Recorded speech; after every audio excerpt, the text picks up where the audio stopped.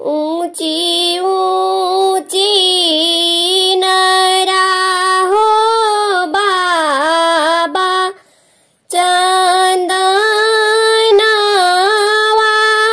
के गाछ।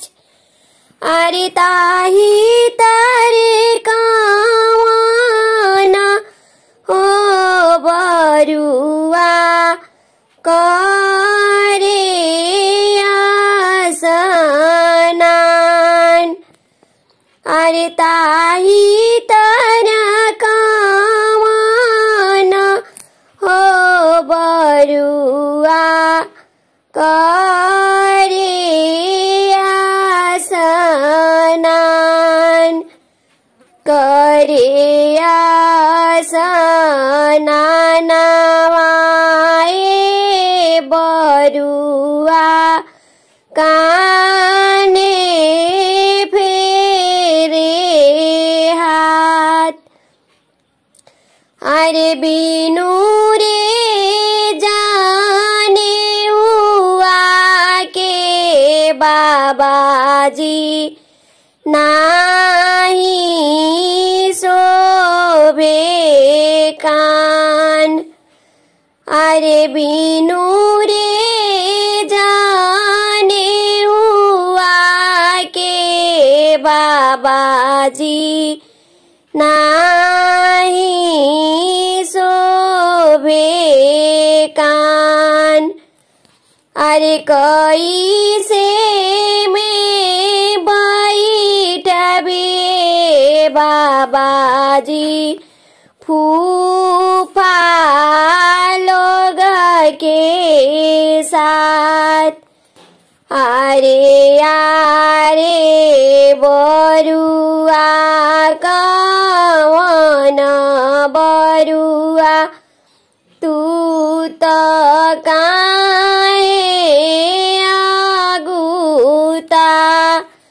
अरे तोहरो के देबो ए बरुआ नवा गुण जाने। अरे तोहरो के देबो ए बरुआ नवा गुण जाने। ऊंची ऊंची नरा हो पापा चंदनवा के गाछ। अरे ताही तारा सुंदर हो बरुआ करे आसनान। अरे ताही तारा आपन हो बरुआ करे आसनान। करे आसनावाए बरुआ कान्हे फेरे हाथ।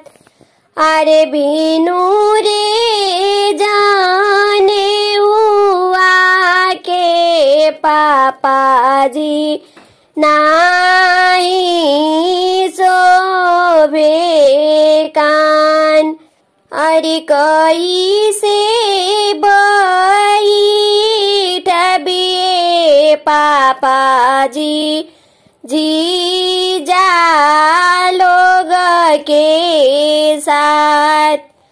अरे यारे बरुआ कवन बरुआ तू तो काहे आगुता। अरे तोहरो के देबो ए बरुआ नवा गुण जाने। अरे तोहरो के देबो ए बरुआ नव गुण जाने ऊंची ऊंची नरा हो चाचा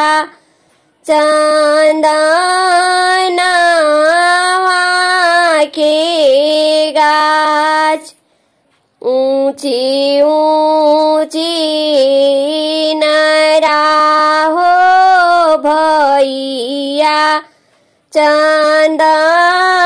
चंदनवा के गाछ अरे ताही तारा सुंदर हो बरुआ करे स्नान अरे ताही तारा सुंदर हो बरुआ करे स्नान करे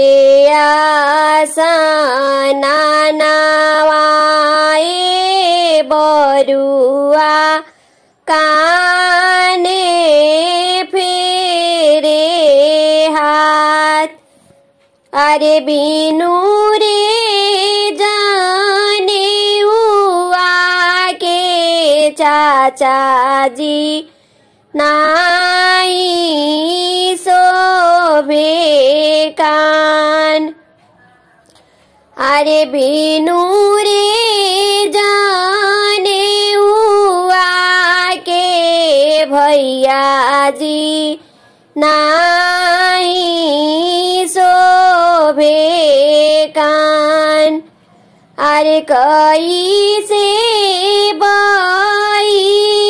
बैठबिए भैया फूफा लोग के साथ अरे कई से में बैठबिए चाचा जी जीजा लोग के साथ आरे आरे बरुआ कवन बरुआ तू त काहे आगुता अरे तोहरा के देबो ए बरुआ नव गुण जाने अरे तोहरा के